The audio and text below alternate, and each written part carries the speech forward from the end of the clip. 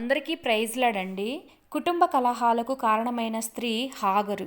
గర్వించిన హాగరు వల్ల అబ్రాము కుటుంబంలో ఎన్నో వేదనలు, జగడములు, కన్నీళ్లు, ఏడ్పులు మొదలయ్యాయి.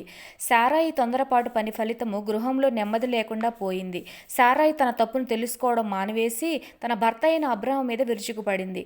అంతవరకు ప్రశాంతముగా, సంతోషముగా ఉన్న కుటుంబము అరుపులు, కేకలు, నిష్ఠురాలతో నిండిపోయింది. కారణం హాగరు యొక్క గర్విష్టి మనసు. వివేకము లేని సుందర స్త్రీ పంది ముక్కునున్న బంగారు కమ్మి వంటిది. సామెత 11:22.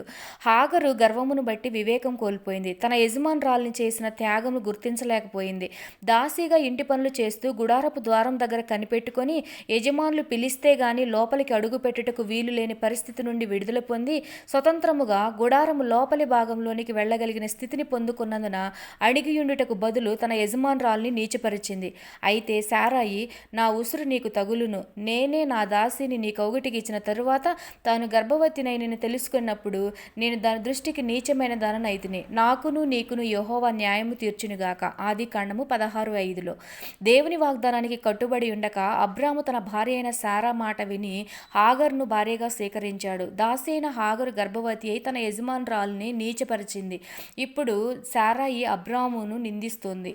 దేవుని చిత్తమును ఆయన ప్రణాళికను గ్రహించి సొంత నిర్ణయాలు తీసుకుని ప్రవర్తిస్తే ఫలితాలు ప్రతికూలంగా మారి